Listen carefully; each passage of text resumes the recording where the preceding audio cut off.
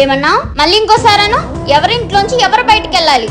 ఇన్నాళ్ళు మిమ్మల్ని భరించింది మా అన్నయ్య సంతోషంగా ఉంటాడని. వాడే ఈ రోజు బాధపడుతుంటే మీరెందుకు? పోండి బయటికి. ఏంటే నోరు లెగుస్తుంది? ఇంకో 10 నిమిషాల్లో ఇక్కడి నుంచి వెళ్ళకపోతే చెయ్యి కూడా లెగుస్తుంది. అరే, నీ కళ్ళ ముందే చెల్లిని తల్లిని పట్టుకొని అన్ని మాట్లాడుతుంటే దిక్కులు చూస్తావేరా తాగుబోసి సచ్చినోడా. ఇంకొకసారి నోరుకొని జారావంటే కన్నా తల్లివని కూడా చూడను, మెడ పట్టుకొని బయటికి గెంటేస్తా. ఇప్పుడు చెప్పవే ఎవడింట్లో నుంచి పోవాలో. అమ్మా, వీళ్ళంతా ఒకటైపోయారే. ఎలాగో వీళ్ళ దగ్గర ఆస్తి లేదు కదా, మనమే వెళ్ళిపోదామా ఇంట్లో నుంచి? ఏంటి గుసగుసలు? మర్యాదగా వెళ్తారా? మీరు చేసిన తప్పులన్నీ కమిషనర్ గారి ముందు పెట్టమంటారా? ఇంకేంటి నామోహం చూస్తావు? పదా పోదాం.